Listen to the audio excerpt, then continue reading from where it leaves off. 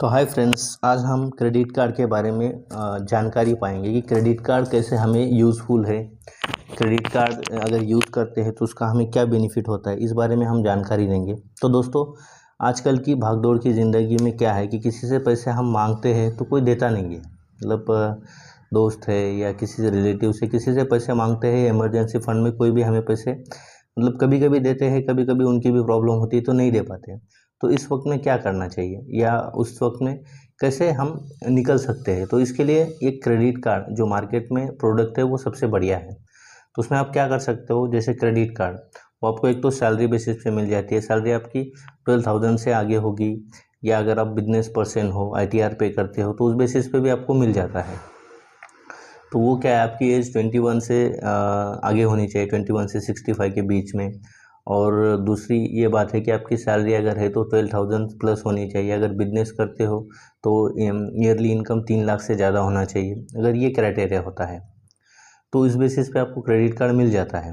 अगर credit card मिल जाता है मतलब क्या होता है, जैसे कि बैंक आपका डॉक्यूमेंटेशन, जैसे आपके पैन कार्ड, आधार कार्ड, ये डॉक्यूमेंट लेके आपका जो सिबिल स्कोर है और आपका जो इनकम है उस बेसिस पे आपको एक लिमिट दी जाती है बैंक की तरफ से। तो अगर आपका सिबिल स्कोर अच्छा है, 750 प्लस है, और आपका इनकम भी 20-30,000 प्लस है, तो बैंक आपको 1 लाख 1.5 लाख तक का एक अमाउंट दे देती है। तो जिसमें क्या होता है, उसमें एक बेनिफिट ये रहता है कि कभी कभी जो क्रेडिट कार्ड होते हैं वो लाइफ टाइम फ्री भी मिल जाते हैं। जैसे कि कुछ क्रेडिट कार्ड की एनुअल फ़ी होती है, अगर लाइफ टाइम फ्री मिलता है तो अच्छी बात है। अगर नहीं भी मिलता है तो कुछ कॉम्प्लीमेंट्री बैंक दे देती है, जैसे जो भी चार्ज लगेगा आपको 500 या 1,000 रुपये का, तो उसमें कॉम्प्लीमेंट्री कूपन्स मिल जाते हैं, तो उसमें वो एडजस्ट हो जाता है। दूसरी बात ये है, जैसे आप कोई इमरजेंसी फंड है, मतलब वो एक इमरजेंसी फंड है जिसमें आपको इमरजेंसी में लगता है कि कुछ आपको शॉपिंग करनी है, तो उसमें आप उसको यूज़ कर सकते हो, जिसमें 50 डेज़ का इंटरेस्ट फ्री पीरियड होता है, जिसमें आपको जो भी अमाउंट मिल जाती है 50 दिन तक मिल जाती है। उसमें भी ये रहता है, जैसे आपके बिल जनरेट होने से पहले, मतलब अगर आपका बिल मान लेते हैं कि आपका बिल अगर 10 तारीख को बनता है, तो 10 तारीख से पहले जो भी खर्चा करोगे वो पूरा 10 तारीख के इसमें आ जाता है। तो अगर 10 का आपका ये है तो उसके बाद आपको 20 या 25 डेज़ का टाइम मिलता है, जिसके बाद वो आपकी ड्यू डेट होती है। मतलब अगर 10 तारीख को है तो उस महीने में आपको 30 तारीख को पैसे भरने पड़ेंगे।